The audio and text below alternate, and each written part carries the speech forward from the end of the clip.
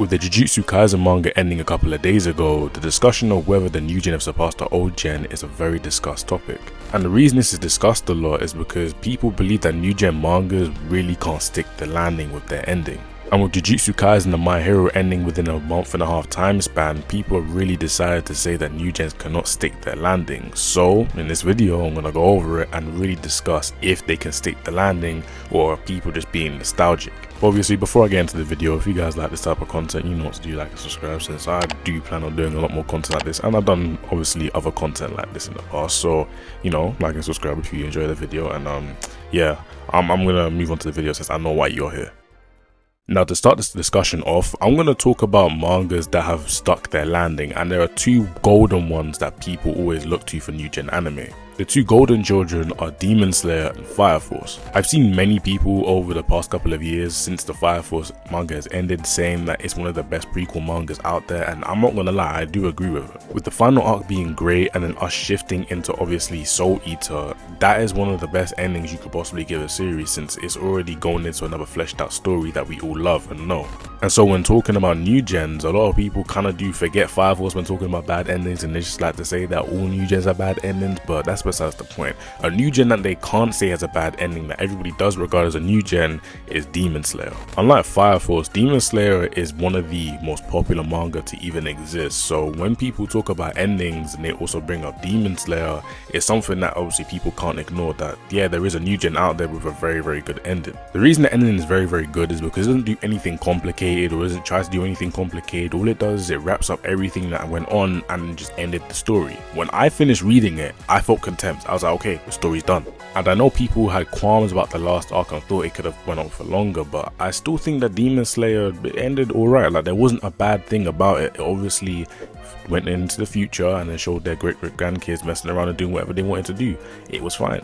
So as we know, new gens can have good endings, but now we need to shift into new gens that had terrible endings.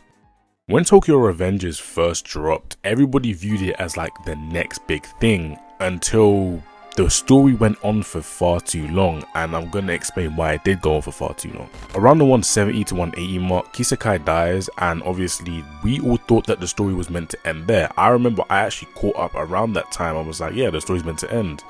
But that's until we then obviously go into the future and then come back, and then it's like it's now a thing to get Mikey, and this is where everybody was like, what is going on? And then with Mikey coming back, we then have the death of one of my most favorite characters in the series, and everybody's there like, what was the point of all of this? We could have just ended it at Kisekai, and Tokyo Revengers could have been one of the best new gen manga out there. And that manga suffered the problem of going on for too long, and that is the opposite problem of what people think of Jujutsu Kaisen. When Gege released that 5 chapters were left of the series, everybody said that it was too soon and not everything could be wrapped up, and that is the case. Even with the ending, there are still things that people feel like are left out. As I said, it suffered from the opposite problem of what Tokyo Revengers suffered from, and it was that it was too short.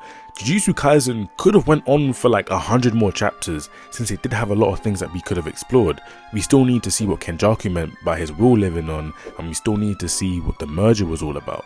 Those two things alone could have extended the series by 100 chapters and people wouldn't have bat an eyelid. With curses being all around the world as well, we could have met many different top tier sorcerers or just top tier curses that we could have ran into. Japan isn't the only place in the world. That is a testament a lot of people do hold, but obviously we then have another group who are actually fine with the ending and think that with Sukuna's conclusion, it should be fine. Now, for my personal opinion, I think that the series should have went on. There are many characters that we still need to see in action, and I still believe that Gege should have went around the world. There was no reason for him to just stay in Japan. We still could have gotten the merger. Kenjaku could have come back somehow. There are a lot of things that I do believe that we should have seen, and I feel like we should have seen people like Megami, people like Hikari, people like Yuta. We still need to, I feel like, okay, I know Yuta did get a lot of screen time, but I still believe that Hikari, Megami, Nobara, obviously with her just randomly coming back, we need more time with them, because Megami was taken out, during the Culling Games, and he missed basically one of the best arcs in the series. and then Hikari was sidelined. Nobara just randomly came back. Like, there are a lot of things that we do need to talk about. Now, as a One Piece fan, reveals, building up to stuff and world building is all shoved down my throat 24/7. So I do understand that Gege could have gone on longer, and if executed well, he could have made one of the best New Gen mangas out there, or just one of the best mangas out there. He had the minimums for it. He had the action, he did have writing at points, and so if he just fixed up on his world building and actually just decided to like make the story longer, we could have had one of the best series. But obviously he decided to end it prematurely, in my opinion, and look what we got. And another New Gen manga that a lot of people think holds the exact same testament is My Hero. Now, in my opinion, I think that My Hero ended at the perfect time, but it should have gotten a part 2. That is what I believe. As soon as I started the series back in like 2017 or something, I remember telling myself and telling my friend that My Hero is gonna have a part 2 because it's called My Hero Academia, and then I made up some random name like My Hero Adventures when Deku becomes a hero. That is what I thought it would be, but obviously we just got that time skip, and then Deku is now what, like 28 or something like that, and he's obviously just now a hero in his Iron Man costume. Now, My Hero is among one of the many new gens that have just gained hate for no reason. People saying that Deku is just a crybaby when he only cries for like what, a season and a half, and then you have people saying that the fandom is why they stay away from the anime. We then, like, those things build up, and then it's like people just automatically hate the anime. So then when it ends, people are like, oh yeah, I knew it was gonna be bad, when the ending wasn't even that bad. Now, although I do like sucking Horikoshi's dick, I'm not gonna sit here and lie and be like, oh yeah, no, this was a perfect ending. Like, no, he could have done things better, but for what he had and what he did great. I think it was a good ending. Obviously, personally, the one thing that has put me off of saying that it's like one of the best or one of my favorite endings is the fact that Deku didn't get one for all or all for one at the end, since I feel like that would have still been good for his character. If he just had like base one for all, I'd have been happy, but obviously he didn't, so I'm not gonna sit here and like cry about it, but it's something that I did want. But aside from that, it was fine. It was a realistic ending. Obviously your friends are going to be busy once you are like that age and you become heroes. He would have been the exact same way if like Bakugo lost his quirk or whatever.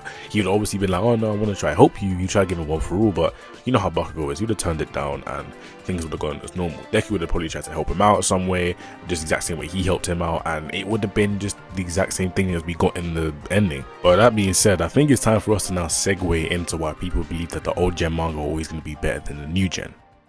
Now, I'm not going to sit here and lie to you. The reason the old gen are held in way higher regard is simply because of nostalgia as a massive point. I know there are a lot of other things like writing and certain things that they do, but the main point is nostalgia, and we cannot lie about this. When we read Dragon Ball, Naruto and all these other popular old gen mangas and animes, we obviously was doing it at a very pivotal point in our life, and they got us hooked onto anime.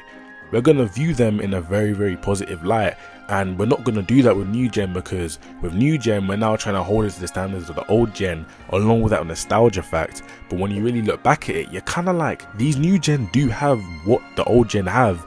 It's just that right now, since it's releasing, we're looking down on it. We expect the very, very best when we see these chapters drop and whatever. And I'm telling you, there are a lot of new anime fans that are coming about that will say, no, I think Jujutsu Kaisen and My Hero Academia are better than Naruto, Bleach and Dragon Ball. And people are going to sit there and be like, what are you talking about? And because the old gen mangas laid out the blueprint, people are going to look at it and be like, if you don't go up to that standard, if you don't meet that standard, you're trash.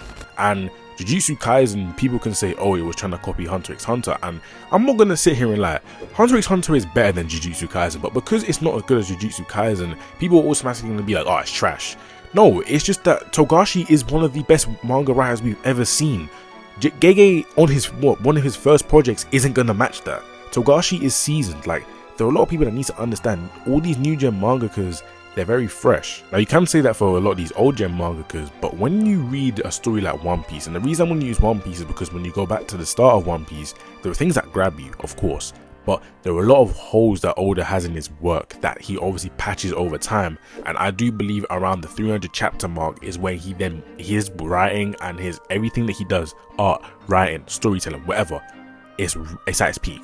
Because that's when Oda really understood what he wanted to do and really understood One Piece and knew what he was trying to do. That is where all of these mangakas start to really hone their craft.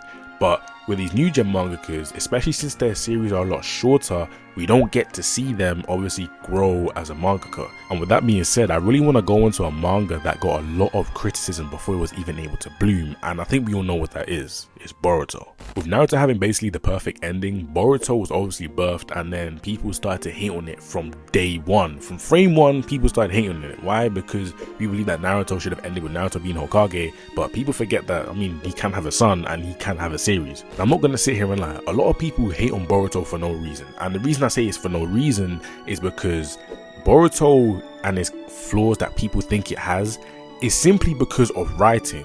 People don't understand that Boruto is a growing character. He's not going to spawn into the series as a perfect character. The same with the cast around him. People have to grow and develop. That's just how series work. I'm not going to act like you can't put up a screenshot of me dissing Boruto like not even a year ago and a year and a half ago. But when I really sat back and read it, I was like, the series ain't even bad.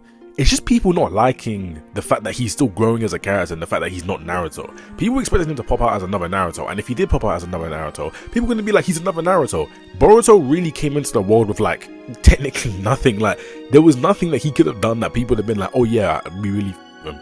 No, he was going to come into the world and people were going to hate him off frame one. The exact same testament could be said for Dragon Ball GT and Dragon Ball Super, but I will not sit here and lie and tell you that obviously Dragon Ball GT and Super are the best written things ever. They don't hold a candle to Z in terms of writing, but people still hate them just over the fact that they came after Z and like they see it as a cash grab. And yes, they are cash grabs, but they're still good series. And if you didn't know that they were just cash grabs and whatever, you'd have sat back, seen the flaws, been like, okay, whatever, it's Dragon Ball, and continued watching it like you technically already do. And along with nostalgia and everything, I think the main reason people do like these old gen animes is because of their simple ending.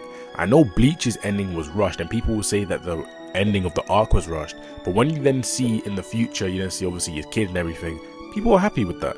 Why? Because it's a very simple ending and it's what we see. Like it's realistic. It's something that will happen. Obviously they're gonna grow up, be adults, everything's done, they're gonna have kids, and that's what we really want to see. Another reason why people believe that new gen anime in general just don't hold up to the old gen is because of the antagonists. And I'm gonna tell you right here, some of these new gen antagonists are better than the old gen. It's just that people have nostalgia towards these old gen antagonists, so they decide to lie and say, nah, this is how it is. And so do the main characters. And with that being said, I want to now answer the question whether it's a curse or people just being very, very nostalgic and being very one-sided and obviously belittling the new gen animes that have come out. Now, for all my people that are into sports, you're gonna understand this immediately. You know how all the old heads are like, nah, LeBron James, Curry, whatever, they will never be as good as MJ, Bird, Scotty. Like they all say no, they'll never be as good as them. But when you really look at it, you're kind of like, well, nah, they're as good as them and some of them are better. That is what is going on. Now, obviously, I don't think it's at the point where, me personally, I'm not going to give my basketball takes here because I'm not trying to start a war here. But as I was saying, some of these new gen are better than some of these old gen. But I do believe that the peak of the old gen, the new gen hasn't reached it yet, because some of these like old gen have been around for too long and they've done so many things with their stories to the point where, because their story is so fleshed out, you can't really touch them. One Piece, I'm looking at you. One Piece has done too many things, and when it ends and when it does have the perfect ending, because you can't really fail One Piece. Like, unless Oda, like God forbid, perishes, there is no way you can fumble One Piece. You can literally, like, it's one of the most textbook endings. You just clear everybody's dreams, you're done.